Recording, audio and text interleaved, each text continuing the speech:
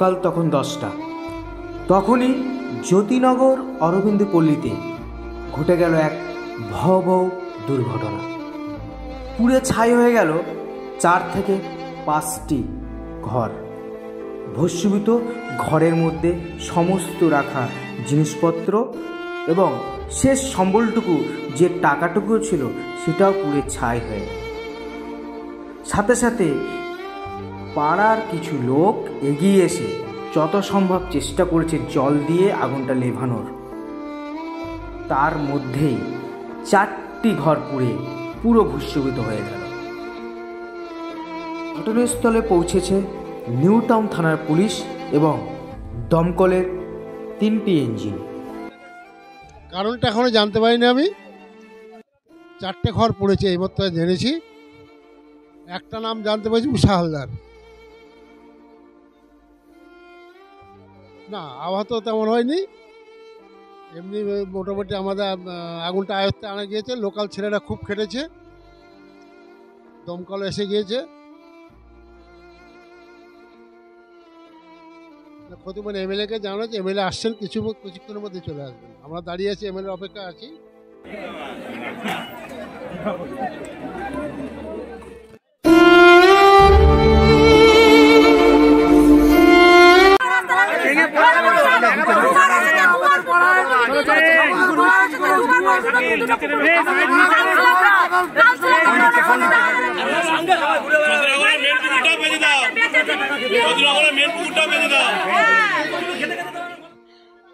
আমরা সকালে সবাই মিলে গল্প করছি, তবে আমার হাজবেন্ড বেরোচ্ছে, বলে কি এই যে বৌদি আগুন লেগেছে ঘরে।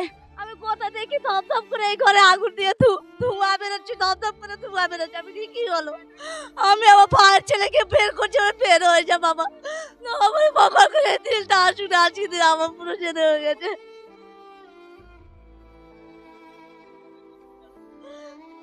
ঘরে নাকি কেউ ছিল না, ঘরটা নাকি ফাঁকা ছিল বলছিল। ঘটনা ঘটার কিছুক্ষণের মধ্যেই সেই স্থানে পৌঁছায় নিউ টাউন রাজারহাটের বিধায়ক তাপস চ্যাটার্জি। তিনি ঘটনাস্থানে নিজে গিয়ে দেখেন এবং অগ্নি লাগার অর্থাৎ আগুন লাগার কারণ জানতে চান। তিনি তড়িঘড়ি যেই কটা পরিবারে আগুন লেগেছে তাদের থাকা খাওয়ার ব্যবস্থা এবং সাথে সাথে তার ব্যক্তিগত তরফ থেকে প্রত্যেকটি পরিবারকে 20,000 টাকা ঘর বাঁধার জন্য দিয়ে যান। এবং তিনি জানান একজন মাধ্যমিকের ছাত্র রয়েছে, তার পড়ার সমস্ত রকম বই খাতার দায়িত্ব মাননীয় বিধায়ক নেন। এবং একটি বাচ্চা রয়েছে যার বয়স 1 থেকে 1.5 বছর, তার দুধ নিজে কিনে পরিবারের হাতে তুলে দেয় মাননীয় বিধায়ক। এবং তিনি জানান তিনি পরিবারের সাথে সব সময় রয়েছে, কোনো সমস্যা হলে তাকে বললে তিনি আবার তার পাশে এসে দাঁড়াবে। পুরো রিপোর্ট নিউজ অন।